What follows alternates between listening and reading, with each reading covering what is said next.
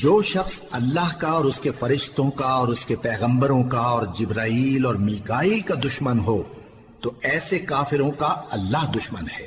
اور ہم نے تمہارے پاس سلجھی ہوئی آیتیں ارسال فرمائی ہیں، اور ان سے انکار وہی کرتے ہیں جو بد کردار ہیں۔ ان لوگوں نے جب جب اللہ سے کوئی عہد کیا تو ان میں سے ایک فریق نے اس کو کسی چیز کی طرح پھینک دیا۔ حقیقت یہ ہے کہ ان میں اکثر بے ایمان ہیں، اور جب ان کے پاس اللہ کی طرف سے پیغمبر آخر الزمان صلی اللہ علیہ وآلہ وسلم آئے اور وہ ان کی آسمانی کتاب کی تصدیق بھی کرتے ہیں، تو جن لوگوں کو کتاب دی گئی تھی ان میں سے ایک جماعت نے اللہ کی کتاب کو پیٹ پیچھے پھینک دیا، گویا وہ جانتے ہی نہیں، اور ان چیزوں کے پیچھے لگ گئے جو سلیمان کے عہد سلطنت میں شیاطین پڑھا کرتے تھے۔ اور سلیمان نے مطلق کفر کی بات نہیں کی، بلکہ شیطان ہی کفر کرتے تھے کہ لوگوں کو جادو سکھاتے تھے۔ اور وہ یعنی بنی اسرائیل ان باتوں کے بھی پیچھے لگ گئے جو شہر بابل میں دو فرشتوں یعنی ہاروت اور ماروت پر اتری تھی، اور وہ دونوں کسی کو کچھ نہیں سکھاتے تھے جب تک یہ نہ کہہ دیتے کہ ہم تو ذریعہ آزمائش ہیں، تم کفر میں نہ پڑو۔ غرض لوگ ان سے وہ چیز سیکھتے جس سے میاں بیوی میں جدائی ڈال دیں، اور اللہ کے حکم کے سوا وہ اس چیز سے کسی کا کچھ بھی نہیں بگاڑ سکتے تھے، اور کچھ ایسے منتر سیکھتے جو ان کو نقصان ہی پہنچاتے اور فائدہ کچھ نہ دیتے۔ اور وہ جانتے تھے کہ جو شخص ایسی چیزوں یعنی سحر اور منتر وغیرہ کا خریدار ہوگا اس کا آخرت میں کچھ حصہ نہیں، اور جس چیز کے عوض انہوں نے اپنی جانوں کو بیچ ڈالا وہ بری تھی، کیا اچھا ہوتا جو وہ اس بات کو جانتے۔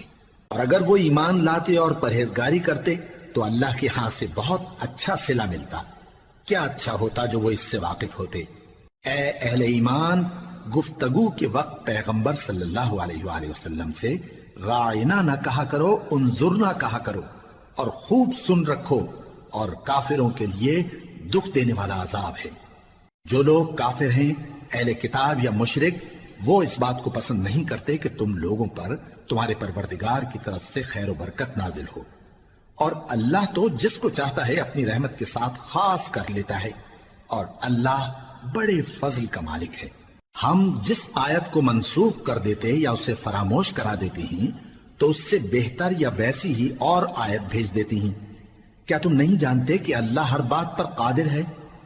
کیا تمہیں معلوم نہیں کہ آسمانوں اور زمین کی سلطنت اللہ ہی کی ہے، اور اللہ کے سوا تمہارا کوئی دوست اور مددگار نہیں؟ مسلمانوں، کیا تم یہ چاہتے ہو کہ اپنے پیغمبر صلی اللہ علیہ وآلہ وسلم سے اسی طرح کے سوال کرو جس طرح کے سوال پہلے موسیٰ سے کیے گئے تھے؟ اور جس شخص نے ایمان چھوڑ کر اس کے بدلے کفر لیا تو یقیناً وہ سیدھے رستے سے بھٹک گیا۔ بہت سے اہل کتاب اپنے دل کی جلن سے یہ چاہتے ہیں کہ ایمان لا چکنے کے بعد تم کو پھر کافر بنا دیں، حالانکہ ان پر حق ظاہر ہو چکا ہے، تو تم معاف کر دو اور درگزر کرو یہاں تک کہ اللہ اپنا دوسرا حکم بھیجے۔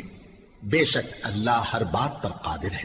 اور نماز ادا کرتے رہو اور زکوٰۃ دیتے رہو، اور جو بھلائی اپنے لیے آگے بھیج رکھو گے اس کو اللہ کے ہاں پالو گے۔ کچھ شک نہیں کہ اللہ تمہارے سب کاموں کو دیکھ رہا ہے۔ اور یہودی اور عیسائی کہتے ہیں کہ یہودیوں اور عیسائیوں کے سوا کوئی بہشت میں نہیں جانے کا۔ یہ ان لوگوں کے خیالات باطل ہیں۔ اے پیغمبر، ان سے کہہ دو کہ اگر سچے ہو تو دلیل پیش کرو۔ ہاں، کیوں نہیں؟